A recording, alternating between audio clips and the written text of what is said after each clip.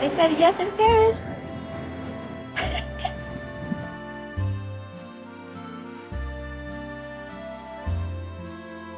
Sometime in January, Malik told me he booked us a Paris trip to celebrate the Valentine's Day weekend. I had a feeling this would be the trip where he would propose, but also he's the kind of person who does surprises like this just because, so I did not want to expect anything. There were a few signs.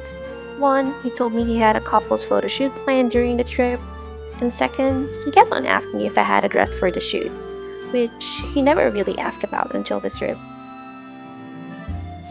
So I just did what I do best. I prepared all my nice outfits just in case it happens during the trip. During our first night, we visited the Arc de Triomphe. This is the first Paris landmark we saw 5 years ago, so it was a special place for us. This time, we're able to go all the way to the rooftop and see a 360 view of Paris. As usual, the most crowded part was the Eiffel Tower view. It was such a romantic view at night, seeing the skyscrapers and people watching. Climbing the stairs was definitely worth it. And while Malik didn't propose that night, we had a lovely dinner at La Moxon and we walked around Champs-Élysées to reminisce our first trip to Paris.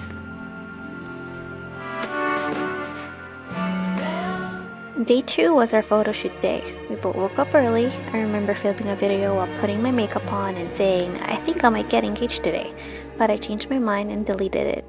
I did not want to jinx it. It was a 9 a.m. photo shoot, so we just had a breakfast in our room and took a cab to our photo shoot location. When we arrived, there was a violinist playing. Someone else just proposed. You can even see them in some of our photos. After this incident, I decided I would just have fun, and when I thought the photo shoot is over, it happened. I saw him on his knee and he asked me to marry him. I was praying for it, but I was still shocked. I remember Malik not opening the box until I said yes. I was so full of emotions, and the before and after photos were real different. You can see Malik's relief, and I, on the other hand, just looked like a ball of emotion. We took a cab back to the hotel and immediately started telling family members and friends. Some are surprised, some are not. Either way, it was so nice seeing their reactions, and it just made us really happy. We celebrated at Le Jules Verne, a Michelin star restaurant in the Eiffel Tower. I'm honestly too happy in this moment. We could have went to a random restaurant and I would have been fine, but Malik planned this trip and he wanted the best. The 4-course meal was truly delicious, though I'm not gonna lie, I'm still on engagement high, so I don't have that much of an appetite because of my emotions. Either way, I'm just happy to be there. But one of the perks of eating at Le Jules Verne is you get a separate elevator on your way up and on your way down, so that was kind of fun. We went to see Monet's Water Lilies paintings at Museo de l'Orangerie and walked around the area for a bit. Honestly, this was already a perfect day and we didn't want to do anything else. And just when I thought this trip couldn't be any better, I woke up as a fiance. Malik and I were both relieved, I think. We were not in a rush this day, so we had our breakfast at the hotel and took the train to Fontainebleau. To be honest, we really didn't know how to get there at first. Malik was so focused on the proposal, and I was focused on my outfit and other little things that we just had to research everything the day off. But we made it through. We arrived at the Palace of Fontainebleau, just 55 kilometers southeast of Paris, and it is one of the largest French royal chateaux, and it's gorgeous.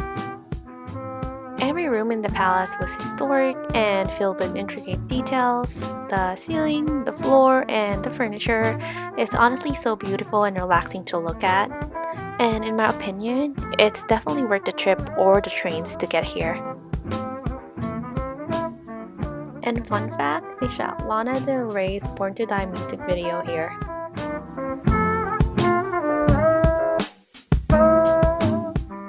After a while, we had a snack in Fontainebleau and went back to the city since there are more restaurant options and things to do in Paris.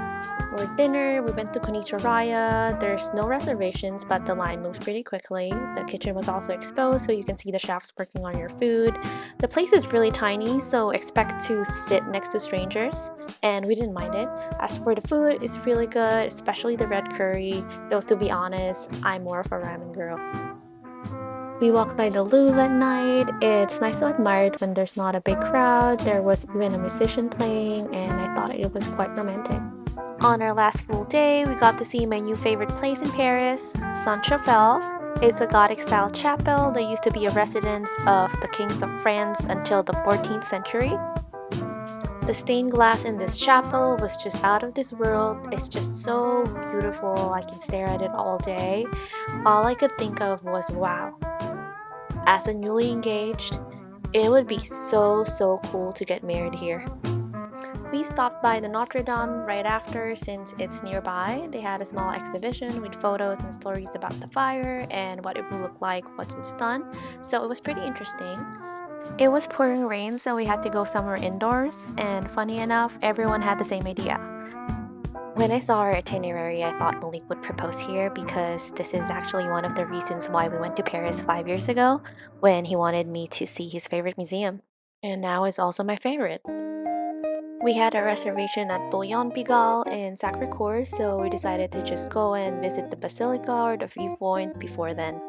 Funny enough, the last time we were at the Basilica of Sacré-Cœur de Montmartre, we almost got into a fight with people selling bracelets.